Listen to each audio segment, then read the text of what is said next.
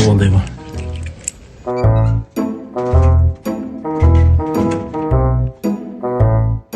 Buni ne savol deyman.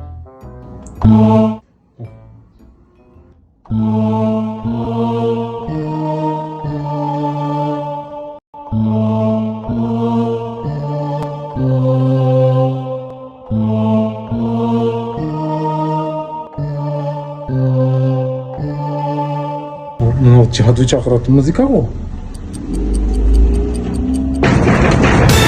Jadu keldim. Hey Niyazım, kaçamaz kaçıverirsen. Git uşamazsan sen uşak olmayadır bu. 3 aydan beri kağızını tölemezsin. Söylesen ne olur bu? Bize çağırtan konukları ver. Jadu chaqiryapti mı? Bu bize çağırtan konukları. Git uşamazsak olmayadır. Kızları ver. At şu cadından koytan.